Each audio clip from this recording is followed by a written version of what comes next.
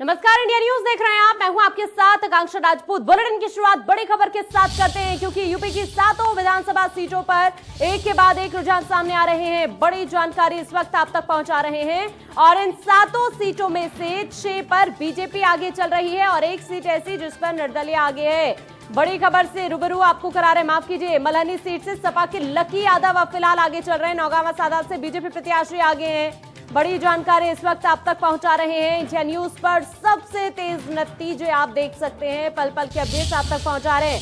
साथ ही बिहार विधानसभा चुनाव का क्या कुछ समीकरण बैठ रहा है वो भी टेली के जरिए आपको दिखा रहे हैं, क्योंकि जिस तरह से उत्तर प्रदेश की फिलहाल बात कर रहे हैं, 7 सीटों पर विधानसभा उपचुनाव उत्तर प्रदेश के अंदर और इनमें से 6 सीटों पर बीजेपी फिलहाल आगे है और मल्हनी सीट से सपा प्रत्याशी लकी यादव फिलहाल आगे चल रहे हैं। हालांकि इससे पहले मैं आपको ये बता दूं कि धनंजय सिंह निर्दलीय प्रत्याशी वो आगे चल रहे थे, लेकिन अब इस सीट से फिलहाल लकी यादव आगे चल रहे हैं। बड़ी जानकारी से रूबरू आपको करा रहे हैं। वोटों की गिनती लगातार जारी है और इसी बीच अब खबर यह मिल रही है कि 6 सीटों पर बीजेपी फिलहाल आगे चल रही है और कांग्रेस का तो खाता खुलता भी नजर नहीं आ रहा है। उधर सपा की बात करें तो देखिए, नौगावा सादात से भी बीजेपी प्रत्याशी आगे और सपा की बात करें तो यहां पर मल्हनी सीट से फिलहाल सपा के प्रत्याशी लकी यादव आगे चलते हुए नजर आ रहे हैं। बड़ी जानकारी से रूबरू आपको करा रहे हैं। आज देखिए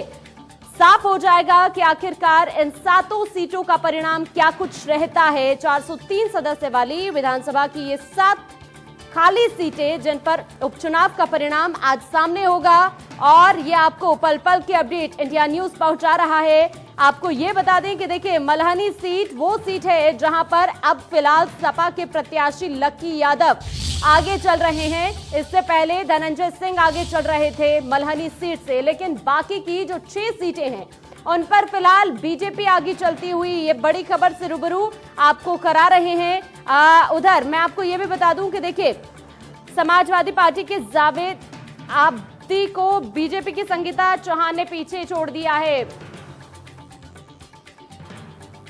और ज्यादा जानकारी के लिए प्रिंस हमारे साथ, हमारे संवाददाता अमरोहा से जुड़ गए। प्रिंस, क्या कुछ अपडेट फिलहाल? मैं आपको बता दूं कि आप नौगावा विधानसभा को उपचुनाव की मतगणना में 14 राउंड की मतगणना पूरी हो चुकी है, जिसमें बीजेपी की उम्मीदवार संगीता चौहान को 31,102 वोट और सपा की उम्मीदवार मौलाना जावेद आब्दी को 27,659 वोट मिले। कुल मिलाकर बीजेपी की प्रत्याशी संगीता चौहान मौलाना आब्दी से 3433 वोटों से आगे चल रही है। हाँ, और जिस तरह से देखिए, अब बड़ी बात यहां पर यह भी है कि अगर तमाम सीटों की बात करूं मैं यहां पर, तो देखिए तमाम सीटों पर 6 पर ऐसी सीट है, ये 6 जहां पर बीजेपी आगे चलती हुई। अभी आपने अमरोहा की नौगावा सादात सीट की बात की तो वहां पर आपने बताया कि संगीता चौहान फिलहाल आगे चल रही है। तो इसी तरीके से जो दावे लगातार तमाम पार्टियों की तरफ से किए जा रहे थे, आप कांग्रेस ले लीजिए, सपा ले लीजिए और अन्य, यहां पर ये दावे हवा हवाई होते हुए जरूर नजर आ रहे हैं, क्योंकि जमीनी स्तर पर अगर जाएं तो तस्वीर कुछ और ही नजर आती है। प्रिंस, बिल्कुल सही कहा आपने। हर पार्टी अपना दावा पेश कर रही थी। सपा के नेता लोग थे और मौलाना आब्दी सुबह भी दावा कर रहे थे कि उपचुनाव की मतगणना में बीजेपी की हवा निकल जाएगी, मगर जमीनी हकीकत कुछ और निकल कर आ रही है। हाँ। 14वें राउंड की मतगणना होने के बाद भाजपा की उम्मीदवार 3433 वोटों से सपा से आगे चल रही है। हाँ, लेकिन मैं यहाँ पर आपसे जानने की कोशिश करूंगी क्या कुछ फैक्टर्स इसके पीछे जिम्मेदार रह सकते हैं, क्योंकि पार्टीज की तरफ से दावे तो तमाम किए जा रहे थे। अब यहाँ पर बीजेपी की प्रत्याशी ही आगे चलती हुई संगीता चौहान, जिनका आपने जिक्र किया। फिलहाल अगर अन्य पार्टीज की मैं बात करूं, लोगों की और क्या कुछ प्रतिक्रिया सामने आ रही है वो भी जरा जानकारी दें।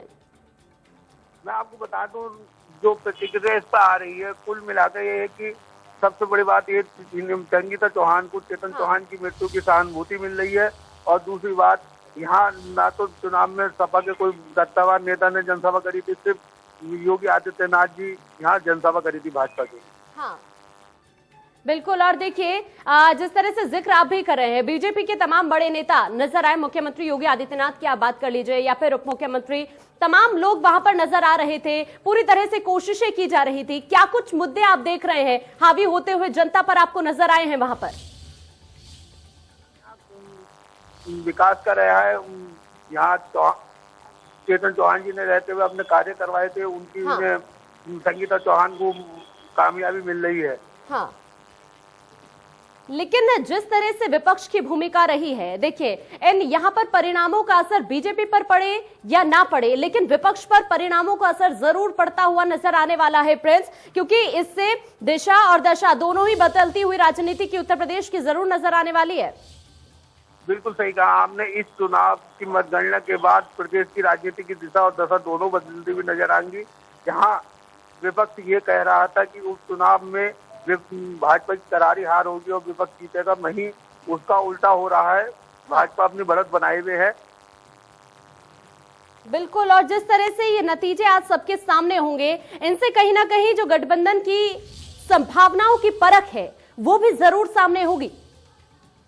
बिल्कुल सही कहा आपने। जैसे ही उपचुनाव के पूर्ण नतीजे सामने आएंगे, गठबंधन की भी परख इसके सामने आएगी, क्योंकि बीजेपी अपनी भूमिका को पूरी मजबूती के साथ इन चुनावों में पेश किया है।